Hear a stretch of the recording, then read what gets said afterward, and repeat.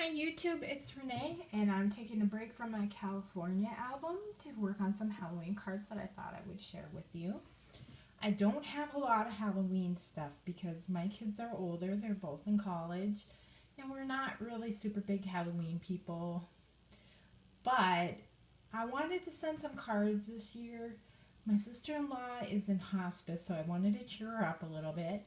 And then her two boys are, having a hard time too, so I wanted to send them a card too.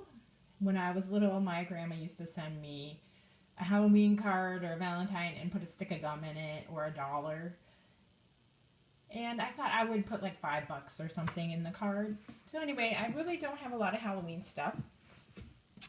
I picked this up, this Lawn Fawn last year when Archivers went out of business. It says Trick or Treat. There's a bat and a couple candy corns. And then this is from the Freckled Fawn kit this year. There's one that says October 31st Trick or Treat, and then a couple bats. And then the rest of these aren't really relevant for Halloween. So I used the candy corns and the bats. And then I use Y06 Copics, Y02, and Y04 for the candy corns.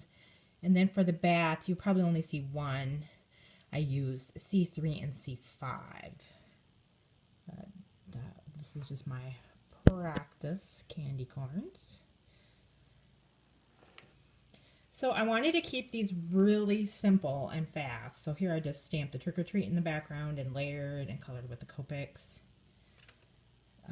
I went to my scrap drawer and used a lot of stuff. Here I had this scrap of orange already punched out, so I Trick or Treat on it and stamped the candy corn and colored them in, and then just layered up some papers.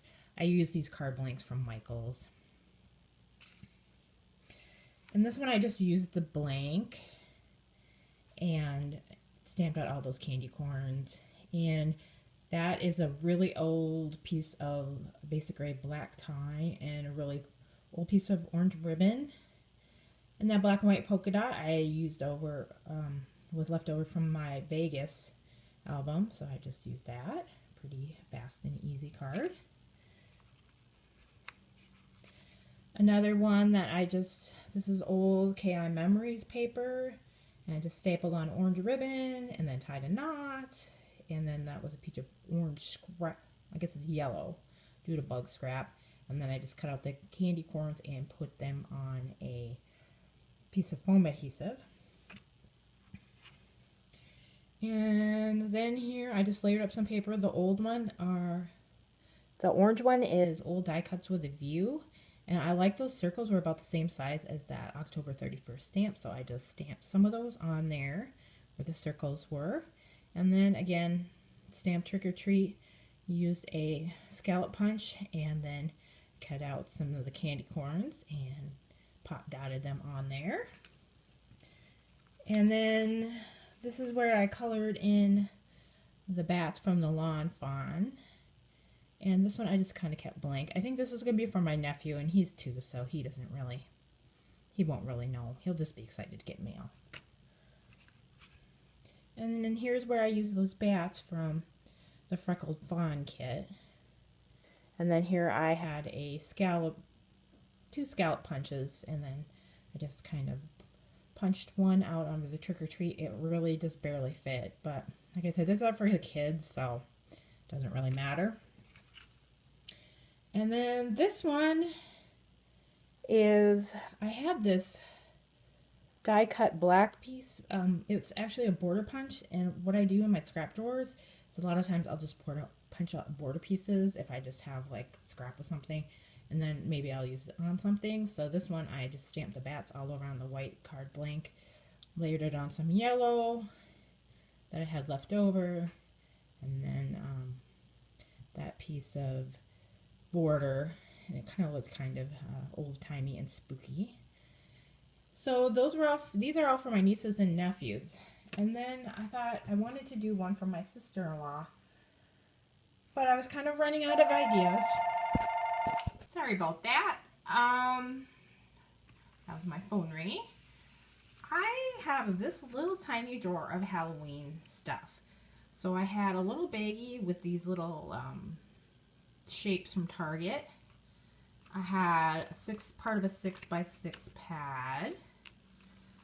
I had this baggie with some, you can probably see some bats in there and some fall leaves and some punches. And then in this folder, I basically have one sheet of 12x12 paper, this kind of bats from 2005, and then a couple sheets of these really old Making Memories, a couple sheets of this blue paper. This is old Making Memories, old bones, more bones, and pumpkins, and then a couple of scraps from that 6x6 pad. So really I don't have a whole lot of Halloween stuff, and like I said, I didn't want to buy anything, so I'm just trying to use what I have. So I was able to do 4 more cards. This one came straight from that 6x6 pad, and it's just papers, it's pretty flat. More of that 6x6 paper. It said Happy Halloween all over, so I just cut the stripes, and these are those little shapes from Target. And here's one more. I might send one to my aunt. And then I think I'll send one to my daughter.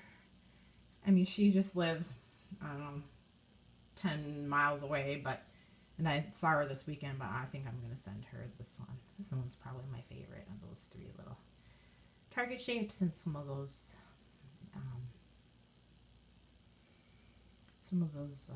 6x6 pads. So there it is, quick and easy, my cards for Halloween. Like I say, I just wanted to do something kind of quick and fun, and like these, they're not the greatest cards, but I mean the kids don't care. They're probably going to get thrown away, and it'll just be something fun for them to get in the mail. So inflation, I'm not going to stick a stick of gum like my grandma did. And inflation, you know, instead of sending a buck, I'll probably send like $5. And maybe my niece, that's 22, maybe I'll send her 20. Alright, so those are my cards. Thank you. And this is my little Halloween guy and my little Halloween bucket. I'm putting out my Halloween decorations this weekend. Thank you so much for watching. Talk to you later. Bye.